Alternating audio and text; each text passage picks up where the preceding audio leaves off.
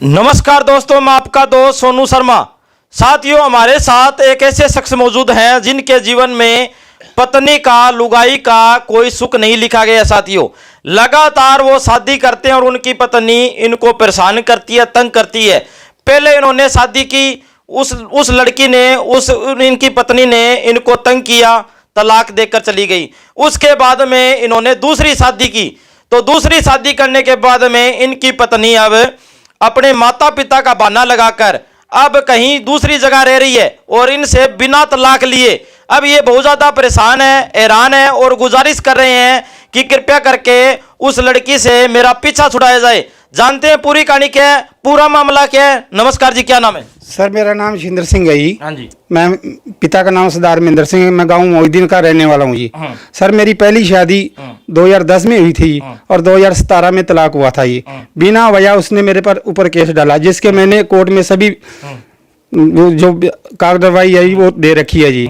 मुझे वहाँ में कोई इंसाफ नहीं मिल रहा जी। एक मेरी बच्ची है जी सर, जो करीबन 7 साल की। एक लड़का था जी सर, जो इन्होंने मेरे पेट में उसके पेट में मरवा दिया जी।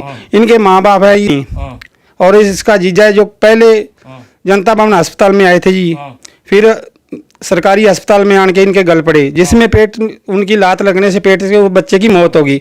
बाद में मैंने आशा रानी का जो ऑपरेशन करवाया सर, वो है जी अपने बीकानेर अस्पताल में। नहीं, आप ये बताओ, जब दूसरी शादी हुई, पहली शादी होगी, तलाक हो गया, हाँ जी, हाँ जी। अब दूसरी शादी हुई, उसके बाद में क्या दिक्कत आई? सर, मेरी दूसरी शादी 28/9 को 19 की हुई थी। लव मैरिज हुई थी आपकी? हाँ जी, कोर्ट गुरुद्वारा में फेरे हुए थे, जिसमें सर मेरे शादी करवाई थी। अपने पसंद से की थी? उन्होंने भी पसंद किया? हाँ, उन्होंने पसंद किया था जी सर। गुरुद्वारा में हमें लड़की दिखाई गई थी, जो जसविंदर कौर है जी सर, बूदगढ़ की।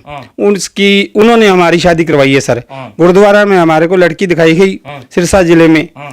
हमने एक दूसरे को वहाँ पसंद किया सर। बूदगढ़ गांव में हमारे फेरे हुए। उसके बाद जो लड़की शालू है जी सर, वो मेरे को बहुत ही ज्यादा तंग व परेशान करने लगी, जिसकी मैंने कई दरखास्तें। किस तरीके से परेशान तंग करने लगी? सर, वो कहती थी कि आप मेरी जमीन जो है जायदाद, वो मुझको मेरे नाम लगाओ और मेरे बच्चे को नाम लगाओ। और जो उसके जो जीजा हैं कुलदीप कुमार, उसकी बहन और उसके फुप्पड़ हैं, वो भी मुझे बहुत तंग व परेशान करते थे। घर आकर परेशान करते? हाँ, घर आन के परेशान करते थे सर। मेरे घर से जो भी सामान होता था वो उठाकर ले जाते थे सर। और ये कहते थे कि आप अपनी जमीन जायदाद बेचकर हमारे नाम लगवाओ। और मैंने पहले पति को फांसी देकर मारा है, अब तुझे भी फांसी देकर मारूंगी। और इस तरह सर मैंने कई बार महिला मंडल में भी उसके खिलाफ दरखास्त लगाई थी। वहाँ उन्होंने हमारे साथ राजीनामा किया। बाद में वही घर में आकर वही झगड़ा करने लगी सर। 2028 में हम बच्चों को देने गए थे जी। 18 में 20 में जी। अच्छा, 20 में सर, वहाँ भी इनके जो जीजा वहाँ कोर्ट में आए, मेरे गल पड़े, जिसके गवाह मेरे 2 गवाह हैं जी। मैंने FI दर्ज करवाई थी इनके ऊपर जी। उसके बाद ये मेरे घर नहीं आई। फिर इन्होंने कहा कि मैं तलाक लेना चाहती हूँ। इन्होंने फतेहाबाद में सर वो क्यों लेना चाहती है पूछा नहीं आपने? नहीं, ये पूछा नहीं मैंने भी क्यों लेना चाहती, क्योंकि जब हम घर से राजी गए तो सर इनके जीजा और बहन ने ये जब हमारी लड़ाई हुई कोर्ट में, मैंने इसके ऊपर FI दर्ज की। उसके बाद 7-10 को इन्होंने हमारे ऊपर दरखास्त दी थी महिला मंडल में। हम वहाँ गए थे सर। इन्होंने कहा कि मैं तलाक लेना चाहती हूँ, लेकिन उसके बाद इन्होंने ना तो कोई वार जवाब दिया और किसी तरह का भी नहीं।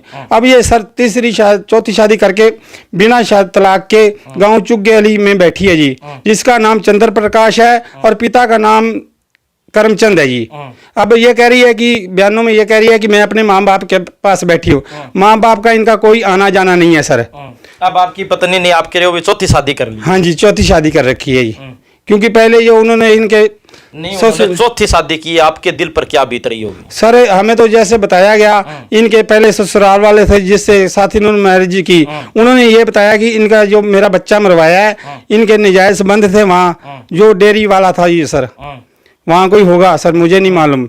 जिस तरह मुझे बताया, बार बार आपको धोखा मिलता है महिलाओं द्वारा, आपकी पत्नी द्वारा, तो क्या ऐसी बात नजर आ रही है भी आपको धोखा क्यों मिल रहा है? सर देखिए, या तो किस्मत ऐसी है, मेरे पास सबूत भी हैं, हर एक चीज है मेरे पास। आपकी किस्मत में लुगाई का सुख नहीं है? हाँ, वो तो आज जैसे हो सकता है, मैं नहीं जानता ही। मेरे पास इतने सबूत होते हुए मैं अदालतों के धक्के लगा रहा हूँ। बच्चे को मिल नहीं पा रहा हूँ। क्या मैं पूछना चाहता हूँ कि कौन सी है, कोई तो सबूत दो ना भी हमारे लिए। आपको कैसे पता अभी आपकी पत्नी चौथी शादी कर दूसरे लड़के के साथ रह रही है? सर मैं उनका घर बार भी देख के आया हूँ और मेरे पास पक्के सबूत भी हैं सर, जो मैं साबित कर सकता हूँ कि वो यहाँ रह रही है। वो उसका घर भी देख के आया हूँ, लोहड़ी वाले दिन उनके घर भी गया था ही मैं, उनका घर बार देख के हूँ। चुग्गी अली टोए के ऊपर स्कूल के सामने घर है जी, और मैंने वहाँ छानबीन भी की, कईयों से पूछा भी। तो घर जाकर भी देख के रहे हो आप? हाँ जी बिल्कुल, हम घर जाकर बोली नहीं आपकी पत्नी? नहीं, मैंने उनके बाहर से घर से देखा, अंदर नहीं गए। और कई जनानियों से मैंने पूछा इसके बारे में। एक छोटे से बच्चे से पूछा, उसने बताया कि ये शालू नाम की लड़की जो गाँव अपने अली सदर की यहाँ रहती है, करीबन 2.25 साल हो चुके हैं जी, और मेरी पुलिस कोई भी कार्रवाई नहीं कर रही। अब आपकी शासन प्रशासन से क्या गुजारिश और विनती है, एसपी साहब से क्या गुजारिश? सर मेरी यही गुजारिश है कि जो भी दोषी हैं उन दोषियों को सजा दी जाए, उन पर इंसाफ करे, क्योंकि आगे किसी और के साथ ऐसा ना हो। मेरे तो जो साथ हुआ जी सर, किसी ऐसे गरीब या और किसी मजदूर आदमी के साथ ऐसा ना हो, यही मेरी प्रशासन से गुजारिश है। नहीं, मैं जैसे केस से हटकर नॉर्मल आपसे बात करता हूँ भाई, महिलाओं को इतने बड़े अधिकार दे दिए गए हैं, वो जी चाहे किसी के साथ रहने लग जाती है, अपने पति को धोखे पे धोखा देती है, तो क्या आपका विचार क्या है इस मामले? सर ये बहुत गलत बात है, ये आदमी को भी उतना ही अधिकार बराबर चाहिए। औरत जाके आपको तो अधिकार मिला हुआ है, आपने 2 शादी कर ली। सर कहाँ दो, मैंने तो एक मजबूरी में की है जी। अच्छा सर ये उन्होंने कहा कि चल, मैंने तो ये सोचा कि मेरा घर बस जाएगा, भी घर बसाने के लिए चल आगे कोई सुख हो जाएगा होगा। सर मैंने अपनी पहली पत्नी को भी हाथ जोड़कर जज साहब के सामने कहा था कि आप घर बसा लो। जज साहब के सामने वो कहने लगी मैं घर में जाकर स्प्रे भी लूंगी। जज साहब ने कहा कि अगर ये स्प्रे मिलेगी फिर भी आपके ऊपर पड़ेगी। मैंने जज साहब से हाथ जोड़कर कहा कि अगर ये मर जाएगी तो मेरे ऊपर पड़ेगा, इससे मेरे बच्चे की जिंदगी खराब हो जाएगी।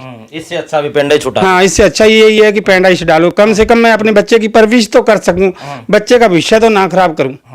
अब दूसरी पत्नी उनके घर आप गए हो भाई, सास ससुर से बातचीत की आपने? सर उसकी ना तो माँ है और ना ही बाप है। ये पहले शादी उन्होंने घर से बिना पूछे थी, उनका माँ बाप का कोई आना जाना नहीं है। चाहे आप उनके किसी भी परिवार के, चाहे पंचायत के किसी भी मेंबर को आप बुला लो, वो मैं यही कहेंगे। पंचायत का मैं आपको सरपंच का नंबर दे सकता हूँ, उनके परिवार के नंबर दे सकता हूँ, आप उनसे बात कर सकते हो, वो वहाँ नहीं रह रही। ठीक।